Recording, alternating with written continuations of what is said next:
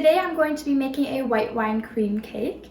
So this cake has three things. It has the actual cake, a meringue, and then the white wine cream filling. So the first thing we need to make is the actual cake itself. So for that you need a good splash of vanilla, 250 grams of softened butter, 150 grams of sugar, a good pinch of salt, 4 egg yolks, don't throw away the egg whites because we need them for the meringue, 2 teaspoons of baking powder, 300 grams of flour, and around 100 milliliters of milk. Now before I forget, I'm going to preheat the oven to 180 degrees Celsius or 360 degrees Fahrenheit.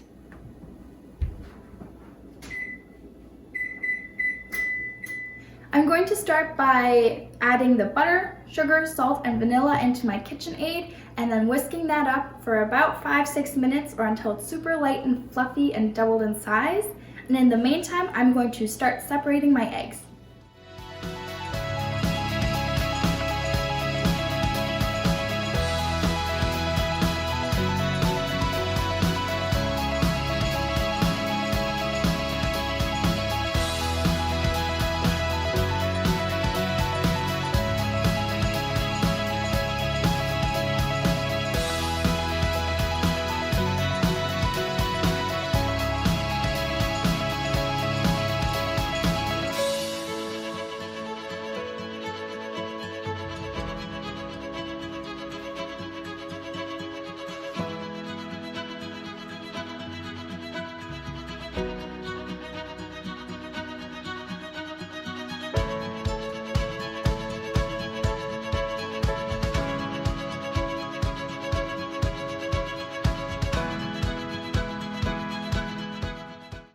Once your butter and sugar mixture starts to look like this, you can start adding in your egg yolks one at a time.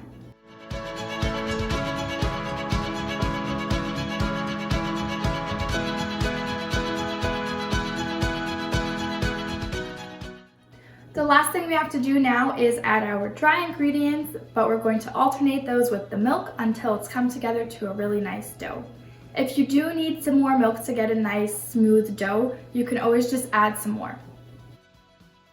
I'm going to start by adding maybe like 1/3 of the flour.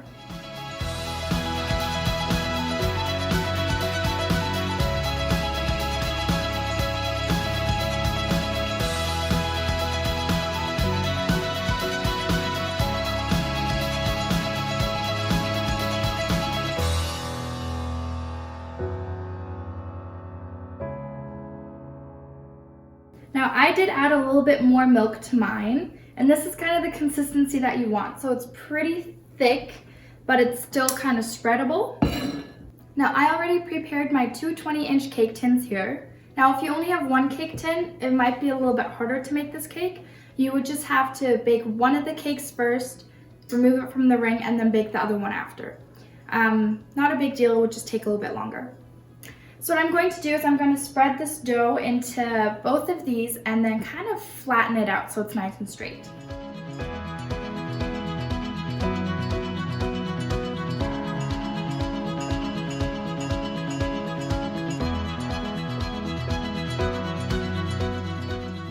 Now these are going to go in the oven for 15 minutes. And then after those 15 minutes, we're going to add the meringue that we're going to make right away on top and then bake it another 15-ish minutes.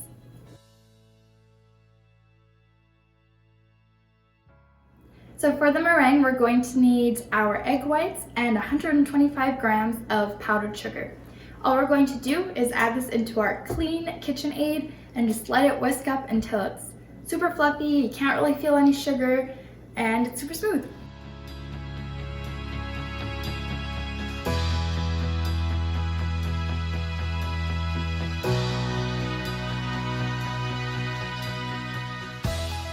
The meringue is completely done, as you can see.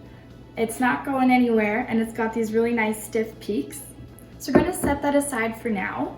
Now the last thing we need to do is once our cakes are done baking for those 10 minutes, we're going to divide this meringue onto each of them and kind of add a little bit of texture to it so it's not completely flat, but give it a little bit of motion. And then we're going to sprinkle on 100 grams of these almond slivers onto the tops of the meringue. So it'll be basically like 50 grams of almond slivers on each cake roughly. and then it needs to bake for another 15 to 20 minutes or until the meringue is kind of crispy and brown, and the cake is baked through as well.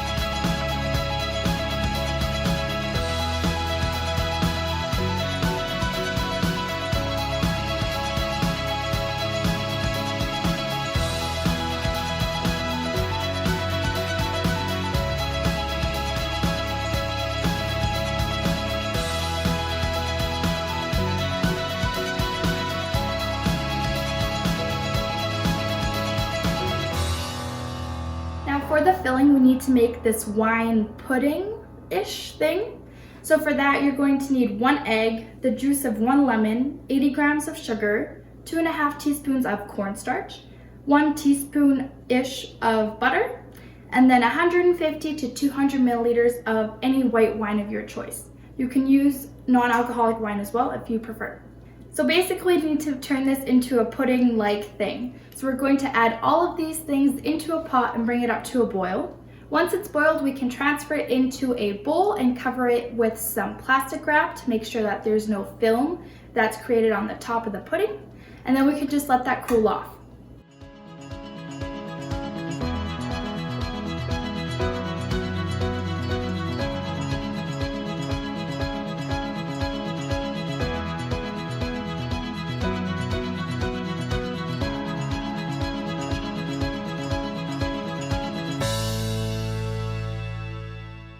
Now, while you're bringing this up to a boil, you want to make sure to kind of consistently give this a stir. That way it's not going to turn all like chunky.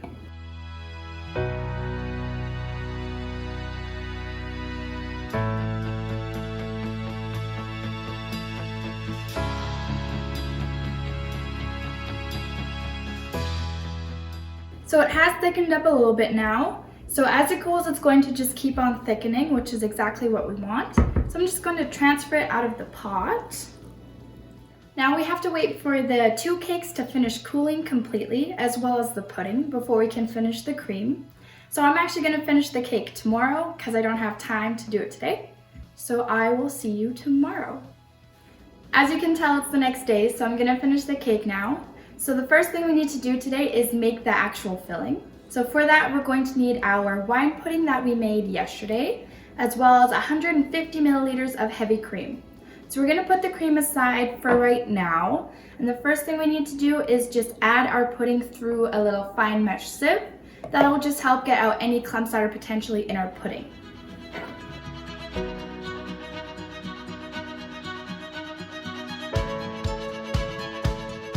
Now I'm just going to scrape off everything that's at the bottom here because that's still good to use, but everything that's inside here or that's kind of stuck, I don't want.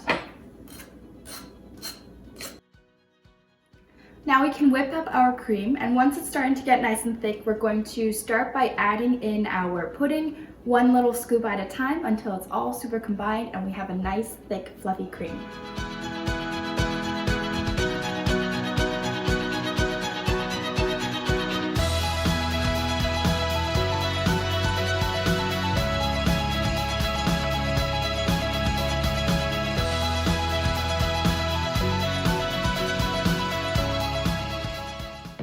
Okay, so the filling was a little bit too liquid for me, so it would just run out of the cake.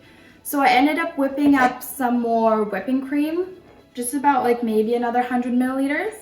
So I'm just gonna fold that into that. And yeah, so if you wanna use 200 milliliters of wine, I suggest just adding another teaspoon of cornstarch while you're making your pudding. So I've already removed the 2 tins from the cakes, and I just let them cool off overnight. So now the meringue is super nice and crispy.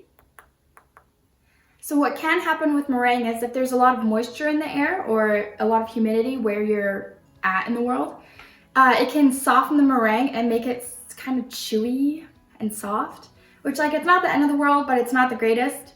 So that's why I'm not going to be putting the cream onto my cake just yet, because I'm not going to be serving this cake for at least another couple of hours. I'm just going to place my filling into the fridge. And then as soon as I am ready to put the cake together, all I'm going to do is take all the cream, put it on the cake that looks less pretty, and then kind of smooth it out, make sure it's kind of even. Place the other cake on top and call it a day. All right, it's been a couple of hours and I'm actually going to finish the cake now. So I'm just going to pick the cake that looks not as pretty because you want that to be on the bottom and then the nicer looking one on top. I'm just gonna go with this one, yeah. Just gonna center it onto my cake tin. All right, now I'm just going to carefully add as much filling as I can onto this cake and then simply put the other one on top.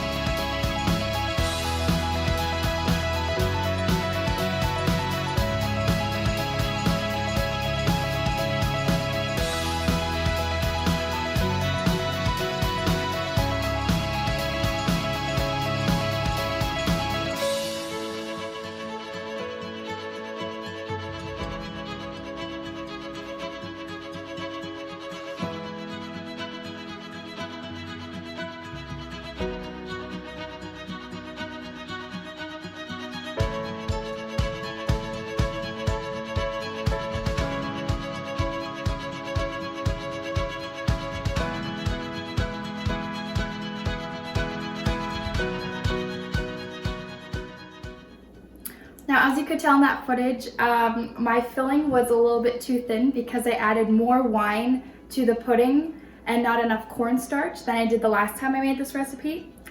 So just add more cornstarch. And I managed to do some damage control. I used some of that leftover cream kind of as like a glue to go onto the side of the cake. And then I just pressed on some almonds. Another thing you could do before you press your almonds on is toast them in a pan with no butter or oil, just to give them some color. That way it looks a little more cohesive with the top. But yeah, I'm just going to eat this now. Hopefully it still tastes good. I'm sure it will. Just use more cornstarch.